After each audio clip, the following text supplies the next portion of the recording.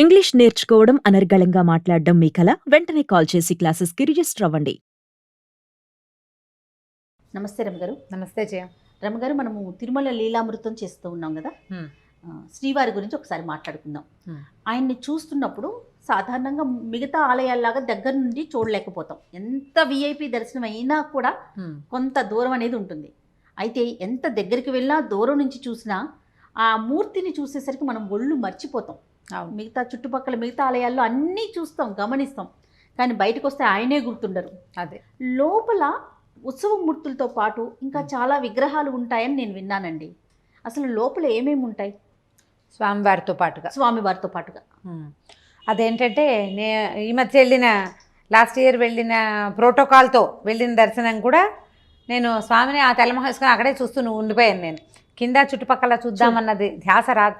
అసలు ఎంత మనోహరమైన స్వరూపం అంటే అసలు ఆ ఆకర్షణ సామాన్యమైంది కాదు. అసలు మన కళ్ళు అటు ఇటు వెళ్ళవు, విషయం తెలుసుకుంటాం అంతే మనం. ఇప్పుడు ఏంటంటే మనకి ఎస్విబిసి వారి సౌజన్యంతో ఈ అభిషేక దర్శనాలు అవి మనకి విడిగా చేసి చూపిస్తున్నారు కదా. అప్పుడు మనకి వీరు అట్లా కొంచెం తెలుస్తుంది.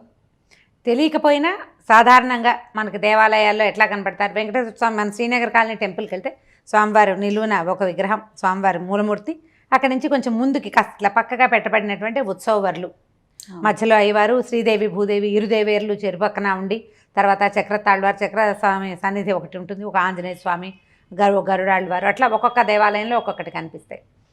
సాధారణంగా దేవాలయాల్లో మూలవరులు ఉత్సవవరులు అట్లా మనకు కనిపిస్తారు ప్రత్యేకంగా. మనకి తిరుమలలో అట్లా ప్రత్యేకంగా కనిపించదు. స్వామివారు ధ్రువబేరం అంటారు. ఆ మధ్యలో నిలబడినటువంటి మహామూర్తే ఏకమూర్తి. ఆయన ఒక్కరే వెలిశారని మనకి పురాణాల ద్వారా చరిత్ర ద్వారా తెలుస్తుంది. ఒక్కరే నిలబడి ఉన్న మూర్తి అది. సాధారణంగా ఈ దేవతామూర్తులు ఎలా ఉంటాయి, 3 భంగిమల్లో ఉంటాయి. స్థానకము నిలబడింది, ఆసీనము కూర్చున్నది, శయనము మూడోది పడుకున్నది. ఈ 3 భంగిమల్లో మనకి విష్ణువాలయాలు కనిపిస్తాయి. అవును. ఈ నిలబడిన భంగిమలో కనపడే వాళ్ళు సాధారణంగా వెంకటేశ్వర స్వామి, శ్రీనివాసుడు, వేణుగోపాల స్వామి, రాముల వారి దేవాలయాల్లో నిలబడి ఉంటారు స్వామి. యోగ నారసింహుడు, నరసింహస్వామి, అక్కడక్కడ మనకి అనంత పద్మనాభుడు, పైనుంచి ఇట్లా సర్పం పైనుంచి అనంతుడు పడగలు పట్టి ఉండి కింద కూర్చున్నట్టుగా మనకు కనపడతారు కొన్ని చోట్ల. తర్వాత శయన భంగిమలో రంగనాథ స్వామి దేవాలయాలు, అనంత పద్మనాభ స్వామి దేవాలయాలు ఇవన్నీ కూడా కనిపిస్తాయి. అయితే ఇక్కడ మనకి నిలబడి ఉన్న మూర్తి, ఈ మూర్తి గురించి చాలా ప్రత్యేకమైన విషయాలని మళ్ళీ ఇంకొకసారి చెప్పుకుందాం. స్వామివారితో పాటుగా తొలి కాలంలో వీరితో పాటుగా ఏ విగ్రహం ఉన్నది అనే దాని మీద ఖచ్చితంగా అవగాహన ఎవరికీ లేదు. తొలి కాలం నుంచి స్వామివారు ఏకమూర్తి ఒక్కరే ఉన్నారు. తర్వాత నుంచి ఇప్పుడు ఇంత పెద్ద విగ్రహం స్వామి ఉంటే ఆయనకి అభిషేకం చేయటం కానీ, తర్వాత ఏమో అర్చనాధికాలు చేయటం కానీ, ఉత్సవాలకి ఊరేగింపులకి వాటికి బయటికి తీసుకెళ్ళటం కానీ మహామూర్తిని కదపలేరు కదా. వారికి బదులుగా శక్తిపాతం చేసి వారి నుంచి అదే శక్తిని చిన్న బింబంలోకి తీసుకుని ఆ బింబంతో మనం ఇక్కడ స్నాపనం చేయటము, అంటే స్నానం చేయించడం, అభిషేకాలు చేయటము, అర్చనాధికాలు, తర్వాత ఏమో ఏదైనా కళ్యాణోత్సవాలు జరిపినప్పుడు, ఆ తర్వాత ఊరేగింపులు, రథయాత్రలు కానీ, లేకపోతే పల్లకి ఊరేగింపులు కానీ, వీటన్నిటికీ ఆ ద్వితీయ బింబం రెండో బింబంలో చేస్తారు. సాధారణంగా మనం ఇది కనపడుతూనే ఉంటుంది. మనం ఉత్సవవర్లకు చేయటం తెలుసు కదా. అవును. అయితే ఈ ఉత్సవవర్లు దీనికి స్వామివారు ఈ వైఖానసము, తర్వాత పాంచరాత్ర ఆగమము, ఈ 2 ఆగమాల్లోనూ మనకి దేవతా పూజన విధానాలు, విష్ణు పూజా విధానాలు స్పష్టంగా చెప్పబడ్డాయి. ఆ ఆగమోక్తంగానే ఈ 2 ఆగమాల ప్రకారమే ప్రపంచవ్యాప్తంగా ఉన్న అన్ని విష్ణువాలయాల్లోనూ పూజలు జరుగుతాయి. ఆగమం అది. ఆగమాల కంటే ముందే స్వామి ఉన్నారు. స్వామి వెలిసిన తర్వాతే ఆగమాలు పుట్టాయి. విఖనస మహాముని స్వామిని దర్శించిన తర్వాతే ఇది రాశారని ఒక ఇది కూడా ఉన్నది. ఇప్పుడు ఈ ఆగమాల్లో చెప్పబడినటువంటి శిల్పశాస్త్రంలో చెప్పబడింది దేవతా శిల్పాలు ఎలా ఉండాలి అనే నియమం అవి ఏవి స్వామికి లేవు. ఎందుకంటే స్వామి తనంతట తను విగ్రహ రూపం దాల్చారు. ఇది ఎవరైనా చెక్కింది కానీ ఎవరైనా చేసింది కానీ కాదట. మానవ మాత్రులు నిర్మించలేని మహాద్భుత సౌందర్య నిర్మాణం ఆయన.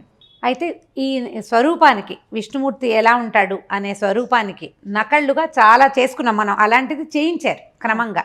ఇక విగ్రహాలు చేయడానికి కూడా కర్రతోటి, చెక్కతోటి దారువు శిల్పాలు, మృత్తికా శిల్పాలు అంటే మన మట్టితో చేసుకునేవి, తర్వాత ఏమో శిల్పాలు శిలలతో చేసేవి, లోహాలతో చేసేవి, ఇట్లా రకరకాల ప్రతిమలు వచ్చేసినాయి. అయితే ఇప్పుడు మనకి ఇక్కడ ఎట్లా కనపడుతుందంటే తిరుమలలో పంచబేర పూజా విధానం అంటారు. ఈ వైఖానస ఆగమంలో పంచబేరములు అంటే బేరము అంటే స్వామి వరులు అంటే విగ్రహం అన్నమాట. మొదటిది మూలమూర్తి మహాస్వామి వారు, ఆయన ఏమనాలి మన ధ్రువబేరం అంటారు. ఆయన అంటే ధ్రువుడు కదలడు, అక్కడే ఉంటాడు, స్థిరంగా ఉంటారు. ధ్రువమూర్తి లేదా ధ్రువబేరం అంటారు. ధ్రువబేరం తర్వాత కౌతుక బేరం రెండో విగ్రహం అన్నమాట. స్వామివారి నుంచి కౌతుక బేరానికి ఆయన శక్తిని కౌతుక బేరంలోకి తీసుకెళ్తారు. ఆ కౌతుక బేరం అని మనం చెప్పుకునే ఆయన ఎవరంటే ఇప్పుడు మనం చూసేటువంటి భోగ శ్రీనివాసమూర్తి. భోగ శ్రీనివాసమూర్తి ఈయనని 9వ శతాబ్దంలో పల్లవరాణి సమవై ఇలా చిత్రంగా అనిపిస్తుంది, తమిళ పేరు కాబోలు సమవాయి అనే ఆవిడ స్వామివారికి సమర్పించారు భోగ శ్రీనివాసమూర్తిని.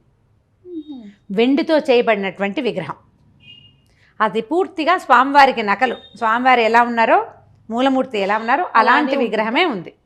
అయితే స్వామివారికి తొలుత శంఖచక్రాలు లేవని చెప్పుకుంటాం మనం, తెలుసు, మనం కూడా ఒక మాట చెప్పాం. ఆ శంఖచక్రాలు శిల్పంలోనే చేయబడి ఉన్నాయన్నమాట. ఈ రజత శిల్పం, వెండి శిల్పంలోనే చేయబడి ఉన్నాయి. శంఖచక్రాలు పట్టుకున్నటువంటి స్వామివారి విగ్రహమే చిన్న స్వరూపం. ఈ వెండి విగ్రహాన్ని కౌతుక బేరము అంటారు.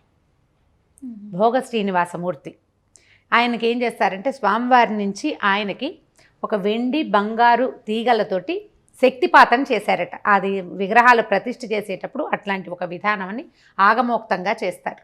ఆగమాల్లో చెప్పబడింది. అది ఒక సన్నని సిల్క్ దారం పట్టుది, తర్వాత బంగారు తీగ, వెండి తీగ కూడా ఉంటుంది కాబోలు. ఆ తీగలతోటి స్వామివారి నుంచి వీరికి మనవాళ్ళ పెరుమాళ్ళకి ఇది చేస్తారన్నమాట, అనుసంధానం చేసి ఉంచుతారు. ఇప్పుడు అభిషేకాలు అవి శుక్రవారం ఒక్క అభిషేకమే పెద్ద స్వామివారికి చేస్తాం, ధ్రువమూర్తికి చేస్తాం కదా. ఈ రోజువారీ అభిషేకం, స్నపనోత్సవాలు, మామూలు అభిషేకము అన్నీ ఈయనకే చేస్తారు, భోగ శ్రీనివాసమూర్తికే. పవళింపు సేవ ఆ పక్కనే ఊయల మండపం అది కూడా ఉన్నది కదా, అక్కడి నుంచి శయన మందిరంలో ఈయననే భోగ శ్రీనివాసమూర్తినే శయనింపజేస్తారు. కౌతుక బేరాన్ని శయనం చేయిస్తారు. ఒక్క ధనుర్మాసంలో మాత్రము శ్రీకృష్ణ పెరుమాళ్ళకి చేయిస్తారు. కృష్ణ పెరుమాళ్ళు ఉన్నాడు, కృష్ణుడు ఉన్నాడు మనకి లోపలే. ఆయనకి సంవత్సరంలో ఒక్క నెల మాత్రం ఈ ధనుర్మాసంలో మాత్రం ఆయనని శయనం చేయిస్తారు. మిగిలిన 11 నెలలు స్వామివారికి బదులుగా ఈ కౌతుక బేరంలో ఆయన యొక్క శక్తిపాతం చేయబడి ఆయనే మనని ఉయ్యాలలో పడుకుని అనుగ్రహిస్తాడు. బాగుంది కదా, అద్భుతం కదా రమ్మగారు. తర్వాత అది రెండోది, ఆయన ముందు ఉంటారండి స్వామివారి పక్కన కింద పాదాల దగ్గర వెండి విగ్రహం. వెండి విగ్రహం మనకు కనపడదు, మనం చూడలేం. అదే తర్వాతది ఉత్సవ బేరం, స్నపర బేరము, బలిబేరము అన్నమాట. ధ్రువ, కౌతుక, ఉత్సవ, స్నపన, బలిబేరాలు. ఈ మూడోది ఉత్సవ బేరం. ఈ ఉత్సవ బేరం ఏంటంటే వీధులు తిరువీధుల మెరసే దేవదేవుడు మలయప్ప పెరుమాళ్, మలయప్ప స్వామి. మనం చూస్తుంటాం మలయప్ప స్వామి మనకు తెలుసు కదా. మలయప్ప స్వామి ఊరేగుతున్నారు, ఇరుదేవేరులతో వింటూ ఉంటాం. అయితే ఈ మలయప్ప స్వామి ఉత్సవ పెరుమాళ్ళుగా అయ్యాడు. కానీ ఈయన కంటే ముందు ఇప్పుడు స్నపన బేరంగా చెప్పుకోబడేటువంటి ఉగ్ర శ్రీనివాసమూర్తి, వెంకటత్తురైవార్ ఆయన పేరు, ఆయన ఉండేవాడట. ఆ విగ్రహం ఎప్పుడు ఆ స్వామి మనకి దేవాలయంలోకి ప్రవేశించాడో తెలియదు. భోగ శ్రీనివాసుడు మనకి 9వ శతాబ్దంలో సమవాయి తెచ్చిచ్చారని తెలుసు. ఈ వెంకటత్తురైవారుగా చెప్పబడే ఉగ్ర శ్రీనివాసమూర్తి ఎప్పుడు వచ్చారో తెలియదు. మొదటి కాలంలో ఆయనే ఉత్సవవరులుగా ఉండేవారు, స్వామివారికి బదులుగా ఆయన ఊరేగేవారట. అయితే వారిని ఊరేగించే సమయంలో నేను రెండు కలిపే చెప్తున్నా, ఇది కనెక్షన్ అట్లా ఉంది. ఈ స్వామి ఉగ్ర శ్రీనివాసమూర్తిని ఊరేగించేటప్పుడు ఒకసారి పెద్దగా మంటలు వచ్చినాయట గ్రామంలో, అతి పైన తిరుమల. వచ్చేసరికల్లా ఈ అర్చకులలో ఒకరికి మీదకి వచ్చారు స్వామి, ఒకరికి ఉగ్రం వచ్చి ఆయన ఏం చెప్పారంటే, ఇక నన్ను ఊరేగించద్దు, కాలం మారింది కాబట్టి నన్ను ఊరేగింపుకి తీసుకురావద్దని చెప్పారు. అప్పుడు వారికి వచ్చిన దాంట్లోనే కొండ కోనల్లో ఒక చోట విగ్రహం ఉంది, తెచ్చుకోమని ఆజ్ఞించారట. అప్పుడు ఈ ఉత్సవం పూర్తయిపోయాక ఉగ్ర శ్రీనివాసమూర్తి అంటారు ఆయన్ని. ఆయన ఉగ్ర శ్రీనివాసుడు అని చెప్పడానికి కారణం ఏంటంటే ఆయన శంఖచక్రాలు పట్టుకున్న మూర్తి. స్వామివారిలాగానే కనపడతారు కానీ శంఖచక్రాలు స్వయంగా ఉన్నాయి విగ్రహంలోనే. ఆ చక్రము ప్రయోగ చక్ర భంగిమలో ఉందట. అది కొంచెం ఇట్లా వంగి వేయటానికి సిద్ధం, ఇలా పట్టుకున్నట్టు లేదు, అది ఇట్లా వాలుగా వంగి కట్ చేయడానికి వీలుగా, అంటే పరిగెత్తడానికి వీలుగా ఉన్న భంగిమలో ఉంది. ఆ ఉండటం వల్లే ఇలాంటిదైన సూర్యకిరణాలు ఆ విగ్రహం మీద పడకూడదని, సూర్యకిరణాలు కనుక స్వామికి ఆయనకి తగిలితే మంటలు వస్తాయని చెప్పారట. ఆ వారికి బదులుగా ఆయన ఇచ్చిన ఆజ్ఞ ప్రకారము కోనలలో ఆ లోయల్లో వెతికితే వీళ్ళకు ఒక విగ్రహం దొరికింది అర్చకులకి. ఇది అర్చకుల్లో చెప్పుకునే మాట. ఇది చరిత్రలో ఉందో లేదో తెలీదు, కానీ టీటీడీ వారు ప్రింట్ చేసిన పుస్తకాలు నేను చదివాను 3-4 చోట్ల. అయితే వీళ్ళు వెతికితే మలయప్ప స్వామి వారు దొరికారు. ఆయన పేరు మలయ కురియన్ ఇన్రాన్ ఆయన పేరు. ఆయన అక్కడ దొరికాడు. అంటే లోయలలో నిలబడిన స్వామి. క్రమంగా ఆయన మలయప్పగా మారాడు. ఆ ప్రాంతాన్ని మలయప్ప కోన అంటారట. అక్కడి నుంచి తీసుకొచ్చారు. ఇరుదేవేరులతోటి లభించారు ఆయన.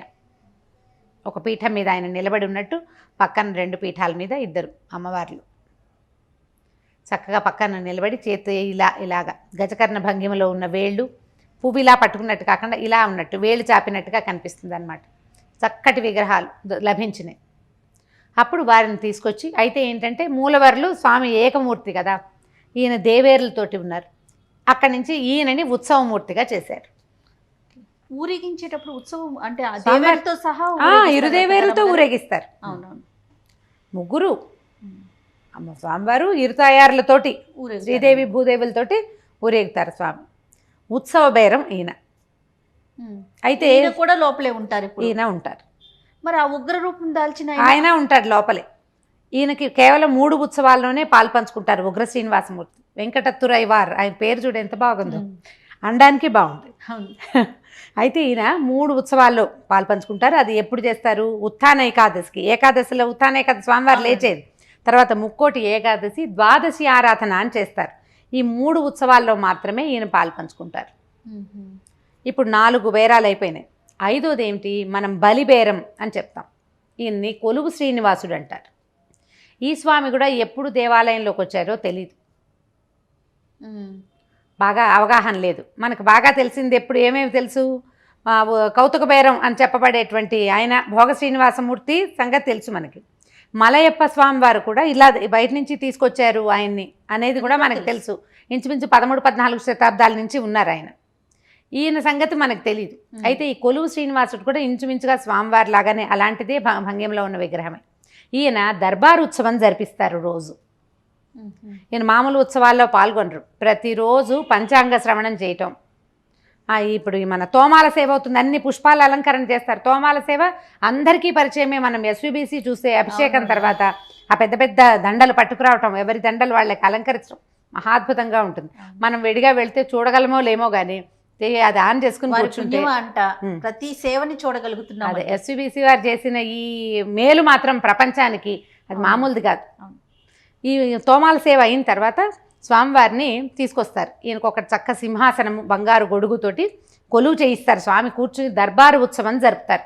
రోజు పంచాంగ శ్రవణము. ఆ తర్వాత మన ఇది ఉంటుంది హుండి సీళ్లు తీసి ఇంత వచ్చింది అని లెక్క పెడతారట. స్వామికే తెలియజేస్తారు. ఆయన అంతా వింటారు, రాబడిని తెలుసుకుంటారు ప్రతిరోజు. అయితే ఈయనని బలిబేరము అంటారు. కానీ బలి ఉత్సవాలు బలి సమర్పణ అప్పుడు ఈయన ఎప్పుడు ఉన్నట్టుగా ఇప్పుడు కనపడదంటే కాలక్రమంలో కొన్ని పద్ధతులు ఏవో ఎప్పుడో ఏదో ఒక సందర్భంలోనో సందర్భవశాత్తో లేకపోతే ఏదైనా ఆగమోక్తంగానేనో ఎలాగో చిన్న చిన్న మార్పులు జరిగి ఉంటాయి. ఆ జరిగిన మార్పుల ప్రకారము కొంచెం కాస్త చిన్న తేడాలున్నాయి. బలిబేరంగా చెప్పబడేటువంటి కొలువు శ్రీనివాసమూర్తిని పెద్దగా బలి సమర్పణ అప్పుడు ఆయన అయితే రావట్లేదు. కానీ ఈ దర్బారం ఉత్సవం మాత్రం పొద్దున పూట తోమాల సేవ అయ్యాక మనం దర్శనానికి వెళ్ళామనుకో స్వామిని బయటికి తీసుకొస్తారు. అటు నుంచి వచ్చి పక్కన ఒక మండపం ఉంటుంది. ఆ మండపంలో కొలువు చేయిస్తారు. అక్కడే ఈ దర్బార్ ఉత్సవం జరుగుతుంది ప్రతిరోజు. నిత్యం మరి ప్రతిరోజు వచ్చే డబ్బులు కదా నిత్యోత్సవం స్వామివారిది. అది ప్రతిరోజు వింటారు. పంచాంగ శ్రవణం కూడా చేయిస్తారు. ఇలా ఇన్ని పంచబేరాలతోటి అవుతుంది. కానీ సాధారణ దేవాలయాలు ఎట్లా, మనం దేవాలయం కట్టేటప్పుడే ప్లాన్డ్గా కడతారు.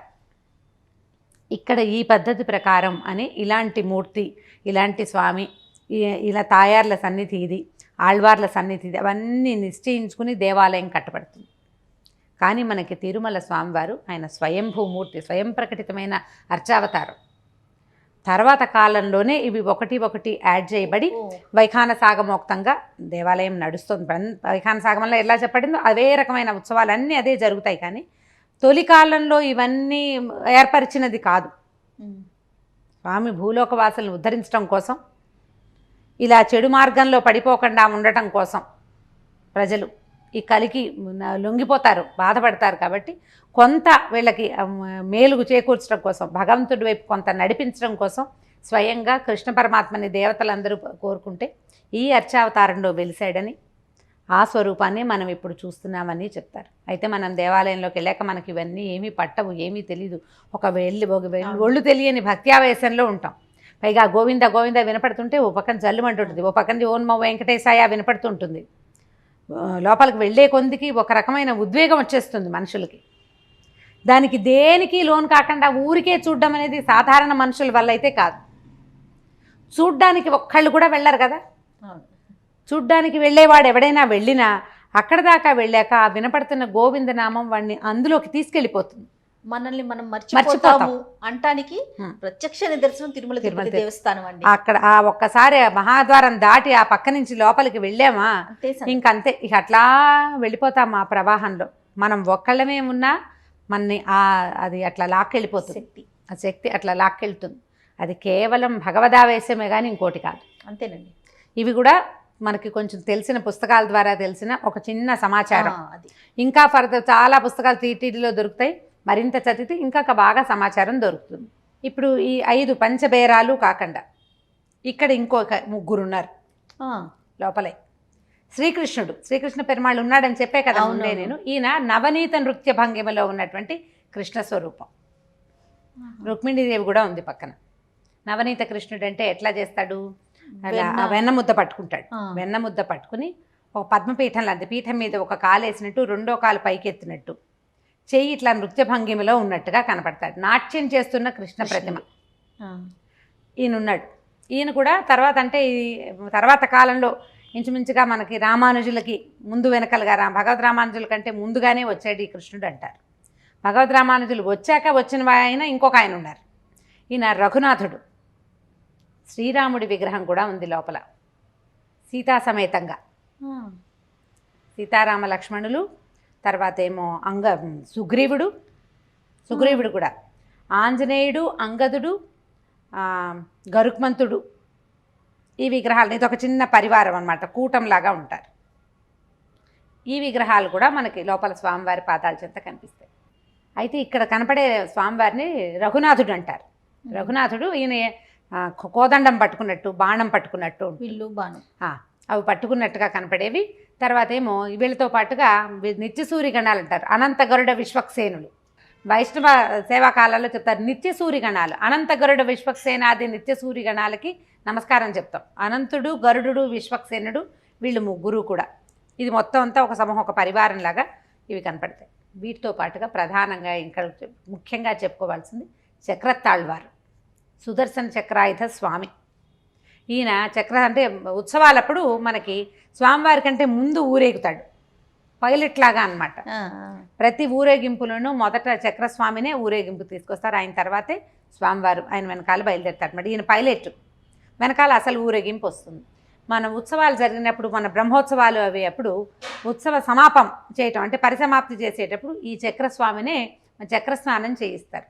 ఆ చక్రస్నానం చేస్తే ఉత్సవం మొత్తాన్ని చూసిన ఫలితం లభిస్తుందని చెప్తారు. ఈ సుదర్శన చక్రాయుధ స్వామి కూడా మనకి స్వామివారితో పాటు వారి పాదాల చెంతే కనిపిస్తారు.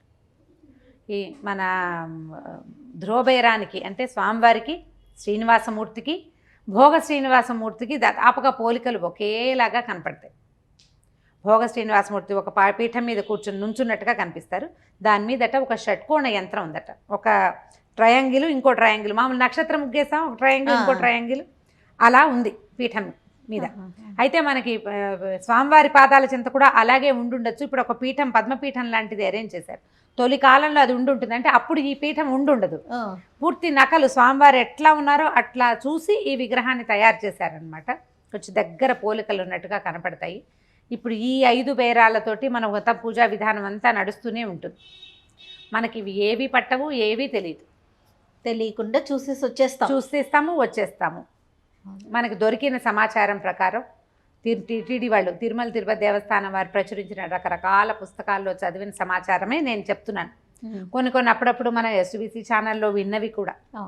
ఇదేంటంటే ఈ సమాచారం ఇవ్వటం వల్ల ఉపయోగం కానీ ఉపయోగము లేదు, నిరుపయోగము లేదు. భగవంతుని గురించి తెలుసుకునేందుకు ఆయన వైపు మనం మరింతగా ప్రయాణం చేయటానికి ఇలాంటి విషయాలు ఉపయోగపడతాయి. ఆయన నామస్మరణే జరుగుతోంది కదా రమ్మగారు. అవును, అంతే కదా, వినే వాళ్ళకైనా మాట్లాడుకునే వారికైనా కూడా అది చాలు కదా, మన జన్మ పుణ్యం. అదే. ఓకే రమ్మగారు, థ్యాంక్ యూ. నమస్తే. నమస్తే.